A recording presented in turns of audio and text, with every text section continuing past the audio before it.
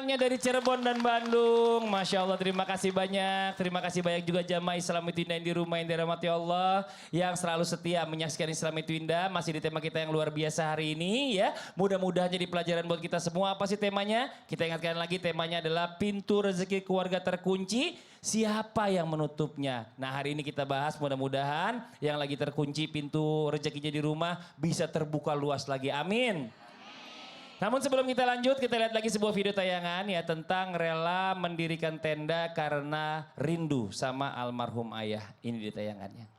Ini Masya Allah ya, kalau masih anak-anak ini berasa banget kehilangan orang tua. Nggak usah anak-anak kita yang udah dewasa aja masih berasa banget kehilangan orang tua. Kalau anak-anak kehilangan orang tua itu serasa di kuburannya aja dia bisa ngobrol. Betul. Nah, tapi begini Ustadz nih, yang namanya anak atau siapapun dia gitu ya. Pada saat kita menikah, pastikan sama orang tua kita udah semakin jauh nih. Bahkan kesibukan masing-masing membuat orang tua kita ini kadang-kadang kita kunjungi jarang-jarang. Nah pertanyaannya ya, apakah bisa jadi pintu rezeki tertutup karena tidak ada doa orang tua? Terus bagaimana seandainya kalau seandainya kayak kita gitu Ustadz Maulana, saya yang udah gak punya orang tua. Terus kita harus minta sama siapa doanya Ustadz? Mohon izin penjelasannya. Tepuk tangan buat Ustadz Maulana. Izin Ustaz Afif dan Ustaz Sam. Bismillahirrahmanirrahim. Allahumma salli ala sayyidina Muhammad wa ala sayyidina Muhammad. Satu pembelajaran yang luar biasa yang kita teladani adalah Rasulullah sallallahu alaihi wasallam. Beliau meninggal ayahnya, beliau meninggal ibunya, tapi tahu nggak? Beliau berbakti kepada siapa? Kakeknya, pamannya, dan orang-orang terdekatnya yang menjadi bertanggung jawab atas beliau. Maka belajar dari sini, kenapa sih kita berharap bagaimana pintu rezeki itu datang dari sisi orang tua? Karena pemberi rezeki itu siapa? Allah. Dan untuk mendapatkan perhatian Allah supaya rezeki datang adalah mencuri ridhonya Allah. Dan ridho Allah itu terletak pada orang tua. Maka curi perhatian Allah dengan ridhonya. Dan raih ridho Allah lewat jalur orang tua. Maka yakin rezeki itu akan datang. Kalau ada anak berkata, kenapa rezekiku seret? Kenapa rezekiku susah? Kemungkinan besar hubunganmu kepada orang tua itu rusak. Maka datanya orang tua, minta maaf sama orang tua, minta ridho orang tua. Itu yang paling penting. Ingat, buat kita yang masih hidup orang tuanya, yuk sapa orang tua, datangi orang tua. Apalagi orang tua sudah tua, ingat 40 batas usia, naik ke 40 jadi 50, itu seakan-akan bagikan 30. Naik jadi 60 seakan-akan kayak orang berusia 20. Keadaan naik lagi 70, bagikan orang 10 tahun. Naik jadi 80, 90, bagikan anak balita. Maka begitu posisinya. Maka ketika melihat orang tua sudah lanjut usia, maka posisikan orang tua bagaikan diri kita waktu kecil. Manjain dia, muliakan dia, sayangi dia, perlakukan dia dengan kemuliaan. Aduh, ribet banget sih mama. Minta ini lagi, kan sudah dikasih makan. Katanya belum, lupa-lupa lah dia. Bayangkan dirimu begitu waktu kecil. Nanya lagi. Kan waktu kecil kamu begitu.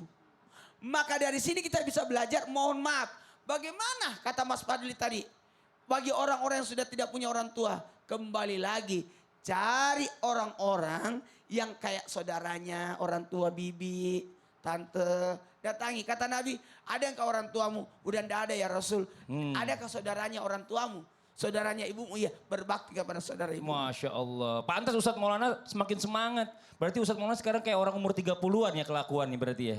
Oh pantas. Bentar lagi tahun depan berapa lagi? Kayak 20. Makin semangat lagi nanti. Nggak, nyisir-nyisir. Terima kasih banyak Ustadz Maulana. Tepuk tangan buat Ustadz Maulana. Masya Allah. Jamaah. Kita lanjut lagi, waktunya sekarang kita mau kasih kesempatan jamaah buat bertanya sama guru-guru kita.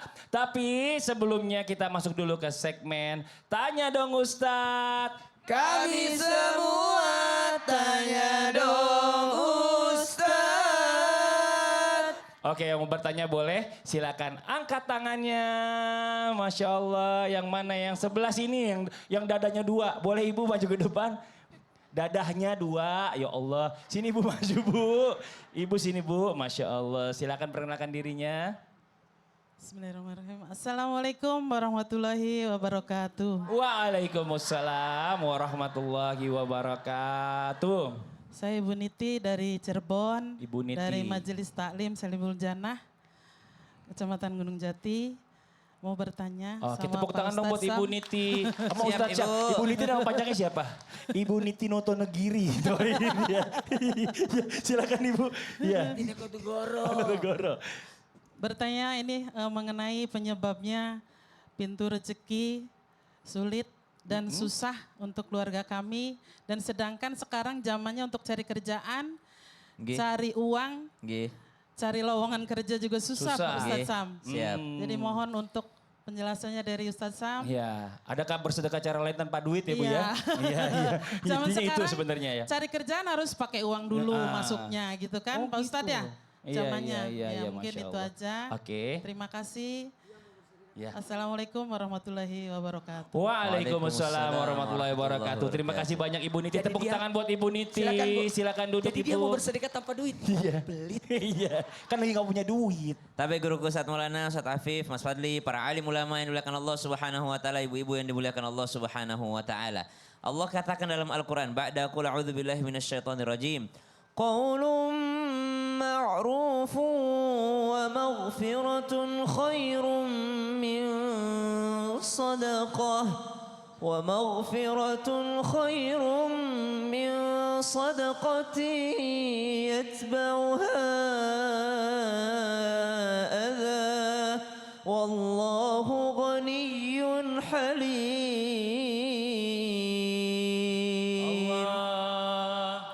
Qaulun ma'ruf, perkataan yang baik, perkataan yang gak pernah ngerendahin orang, perkataan yang membuat hati orang senang, perkataan yang membuat pasangan senang, perkataan yang membuat anak-anak senang, perkataan yang membuat orang tua bangga dan senang. Wa maghfirah, pengampunan, itu khair, lebih baik dibandingkan sadaqati yatba'uha adha, dibandingkan kau kasih uang tapi kau sakiti hatinya. Subhanallah, dibanding kau sedekah dengan harta tapi sambil kau merendahkan orang lain. Maka adakah alternatif lain selain bersedekah uang? Ada, perkataan yang baik, nasihat yang baik. Ayo kita ke masjid, ayo kita sama-sama istighfar, ayo nak perbaiki sholatmu nak, ayo nak perbaiki. Oh betapa bahagianya seorang anak yang subhanallah sudah mulai belajar agama. Ternyata selama ini saya sadari orang tua saya lah yang sangat berperan penting mengajak saya untuk sholat.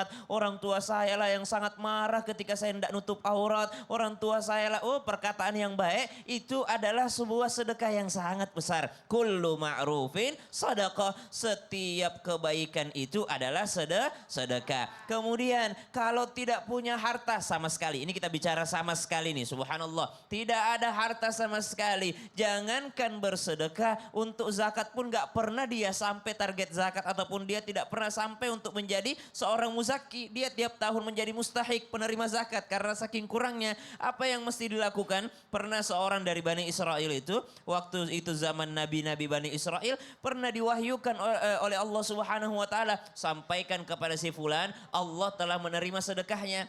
Lalu nabi tersebut mendatangi orang ini, dilihat orang miskin, subhanallah. Sedekah apa yang diterima sama Allah? Maka ditanya sama nabinya, engkau telah bersedekah apa? Enggak pernah saya sedekah. Terus kenapa Allah katakan, Allah berfirman, Allah menerima sedekahmu? Kemarin saya sedih banget lihat orang sedang kelaparan. Lalu saya lewat di padang pasir, saya bilang sama Allah ya Rabb, seandainya padang pasir ini punya saya dan ini semua bisa bermanfaat, maka saya sedekahkan semuanya. Baru niat, Allah sudah terima sedekahnya. Oh. Jadi niat itu kadangkala lebih baik daripada amal perbuatan. Kenapa? Karena niat itu adalah amalan hati. Dan amalan hati itu hanya Allah dan pelakunya yang tahu. Masya Allah. Jadi segala sesuatu juga tergantung sama niatnya. Iya. Jangan cuma tersedekah niatnya cuma pengen pansos. Oh. Nah, itu juga gak baik Jangan gitu ya. dong. Makasih banyak Ustadz Siap. Syam. Tepuk tangan buat Ustadz Syam.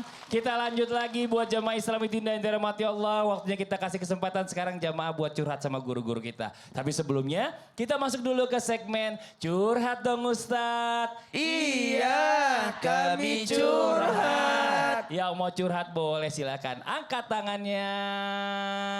Gantian dari yang ini. Oh, itu temennya punya masalah kayaknya. Ibu boleh maju Bu yang brosnya apa? Warna ungu. Sini Bu, Ibu. Ustadz Maulana, Ustadz Afif boleh maju ke depan. Kok Ibu silakan brosnya perkenalkan beda namanya sendiri Ibu. ya, yang lain?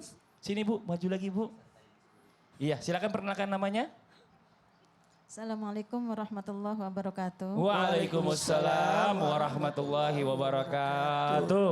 Perkenalkan nama saya Ibu Mar'atus Soleha dari Majelis Taklim Sabilul Jannah Cirebon. Tepuk tangan dong buat Ibu Maratus Solehah ya. Iya. Masya Allah, mau curhat apa Mau Ibu? curhat, ini dulu saya tuh pernah hamil pertama, anak pertama. Hamil anak pertama. Iya, cuman ada kiai nebak saya tuh, kamu nanti punya anak laki-laki. Saya kan bangga, bangga pengen punya anak laki-laki anak pertama tuh. Terus habis itu nanti kalau bener anak laki-laki saya mau nadar mau ke rumah kiai tersebut. Ada nazar. Iya ada ya. nadar. Cuman sebelum nadar ini kesampaian keburu almarhum. Lahir anaknya? Laki-laki. Oh benar? Iya. Oh Masya Allah. Jadi gimana itu cara membayarnya? Membayar nazar ya, Membayar ini nazarnya. Masya Allah luar biasa ya. Jadi ibu ini Iya. merasa kayak punya utang nih Iya. karena ada nazar sama Pak Kiai yang ngasih tahu ibu Insya Allah anaknya laki-laki gitu ya. Laki, iya. Coba kita dengar jawaban dari guru-guru kita. Silakan Ustadz Maulana mohon izin. Nah, berbicara tentang nazar, nazar adalah sesuatu yang sunnah, yang wajib dijadikan sunnah. Atau sesuatu aturan agama yang dijadikan sebagai janjinya. Maka sebenarnya tidak wajib buat ibu, tapi dijadikan wajib. Dijadikan wajib. Jadi utang itu. Maka ibu harus menunaikan. Nah, menunaikannya gimana? Jadi wajib itu. Menunaikan yang mana? Datangi kiainya. Udah meninggal kiainya. Kalau begitu kan ada keluarganya. Ada keluarganya Bu. Ibu rencana mau kasih apa sih? Pakai mic Ibu, pakai mic Ibu. Pakai apa? Ya ada aja gitu. Iya. Ada aja. Ada ajanya itu kasih ke anaknya. Atau istrinya. Istrinya, keluarganya.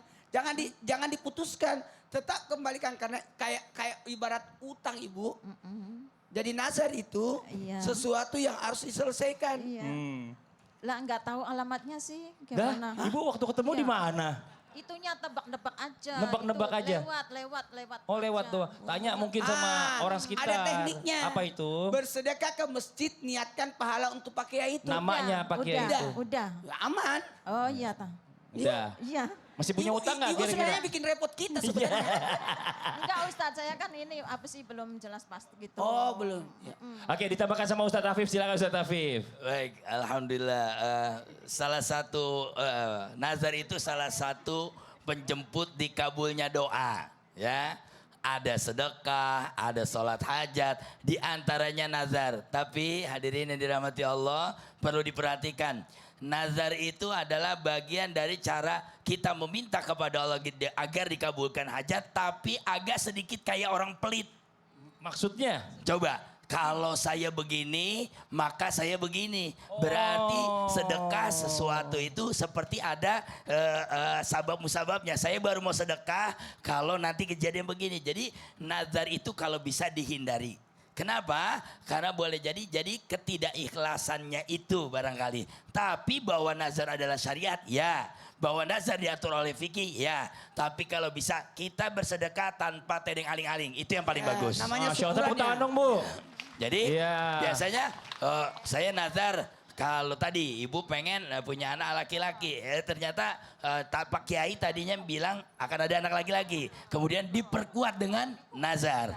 Maka tadi betul kata Ustaz Maulana, kalau memang Pak Kiainya nggak ada, kita sedekah ke masjid, ke Baitul Mal sebagai bentuk pembayaran nazar. Al-wa'du dainun, janji atau nazar adalah hutang. Dulu di zaman Nabi Muhammad ada ibu-ibu yang bernazar pengen berangkat ke Mekah. Karena nazar itulah kemudian ada istilah badal haji. Akhirnya anaknya bagaimana tentang nazar orang tuaku ini ya Rasulullah. Maka antum lakadainun, bagimu adalah hutang orang tua. Jadi nazar itu bentuknya cara kita dikabulkan hajat kepada Allah cuman dengan syarat-syarat tertentu. Oh pakai syarat-syarat tertentu. Iya, maka boleh-boleh saja. Tapi ada nazar yang haram. Apa nazar yang haram? Nazar yang haram adalah nazar yang tidak sampai kita pencapaian kepada tujuannya. Misalnya begini, saya tadi ibu bilang, kalau saya punya anak laki-laki maka saya akan pergi ke Eropa. Eropa. Kan berat itu. Iya, Jangan iya, ke Eropa. Healing ke Bandung aja belum tentu kuat. Oh, iya, Berarti betul, nazar yang tidak bisa kita capai itu nazar yang haram. Oh, nauzubillah. Boleh, Nah, itu atau begitu, nazar maksiat. Ibu. Kalau nanti saya punya anak laki-laki, maka saya akan berbuat apa gitu. Oh, Itu nggak nauzubillah, summa nauzubillah. Nah, nih buat ibu di sini dulu aja. Ada juga yang membahaya bu yang ternyata katanya bisa menutup pintu rezeki. Kalau sampah di rumah malam-malam nggak dibuang gimana Ustaz? Nih, buat jamaah yang di rumah dimanapun berada, hati-hati. Kalau ada barang berantakan sampah di rumah, itu bisa membahayakan rezeki kita. Kok bisa? Mau tahu? Mau tahu dong? Mau tahu? Mau dong. Jangan kemana-mana ya, tetap di Cermin Tinda Jamaah. Alhamdulillah.